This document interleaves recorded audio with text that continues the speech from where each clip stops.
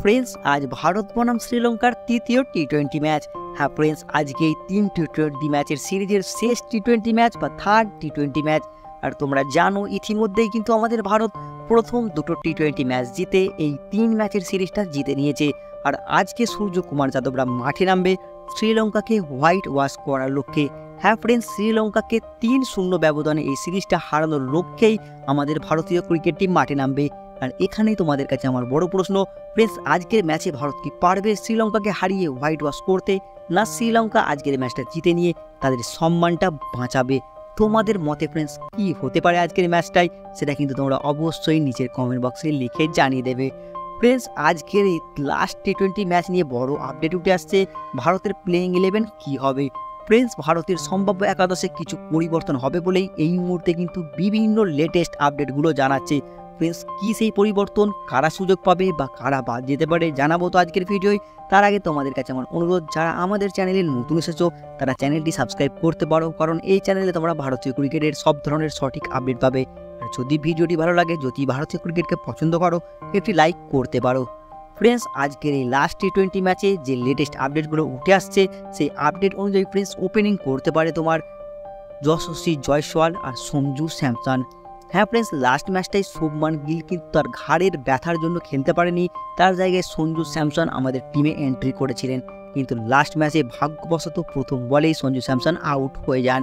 আর তাই এই মুহূর্তে যে আমরা আপডেট পাচ্ছি সেই আপডেট অনুযায়ী সঞ্জু স্যামসনকে আবারও হয়তো একটা সুযোগ আজ দেওয়া হবে আর শুভমান গিলকে প্রস্তুত রাখা হবে ফ্রেন্ডস ওয়ানডে ম্যাচের জন্য। তাই আজকের ম্যাচে ওপেনিং করতে পারে যশস্বী জয়সওয়াল আর তোমার সঞ্জু স্যামসন। আর এখানে তোমাদের একটা কথা বলে দিই ফ্রেন্ডস, এইগুলো কিন্তু এই মুহূর্তের লেটেস্ট আপডেট, কনফার্ম কথা কিন্তু টসের পরেই জানা যায়। আর শেষ মুহূর্ত পর্যন্ত কখনো কখনো দলের পরিবর্তন একটা দুটো হয়েই যায়। তবু ফ্রেন্ডস, এটা তোমাদের প্রথমে বলে দিচ্ছি, এইগুলো কিন্তু লেটেস্ট আপডেটগুলো আমি সংগ্রহ করে তোমাদের সামনে তুলে ধরি যে কোন ধরনের প্লেইং 11 হতে পারে আজকের ম্যাচে। ফ্রেন্ডস, সঞ্জু স্যামসন আর তোমার যশস্বী জয়সওয়াল আজকে ওপেনিং করতে পারে। তোমরা 3 নম্বরে উইকেট কিপার ব্যাটসম্যান হিসেবে তোমরা দেখতে পারো ফ্রেন্ডস ঋষভ পান্থ। 4 নম্বরে তোমরা সূর্যকুমার যাদবকে দেখতে পারো ফ্রেন্ডস অধিনায়ক হিসেবে। 5 নম্বরে ফ্রেন্ডস 5 নম্বরে তোমরা হার্দিক পান্ডিয়াকে দেখতে পারো। 6 নম্বরে তোমরা দেখতে পারো ফ্রেন্ডস রিঙ্কু সিংকে। আর 7 নম্বরের জায়গাটাই একটু পরিবর্তন হতে পারে বলে আপডেট উঠে আসছে। ফ্রেন্ডস, রিয়ান পরাগের জায়গায় তোমার ওয়াশিংটন সুন্দর খেলতে পারে। হ্যাঁ ফ্রেন্ডস, এইরকমই কিন্তু আমরা আপডেট পাচ্ছি এই মুহূর্তে লেটেস্ট আপডেটে। রিয়ান পরাগের জায়গায় ওয়াশিংটন সুন্দর হয়তো দলে আজ এন্ট্রি করতে পারে লাস্ট টি-20 ম্যাচে। আর ফ্রেন্ডস 8 নম্বরে তোমরা আকসার পাটেলকে দেখতে পারো।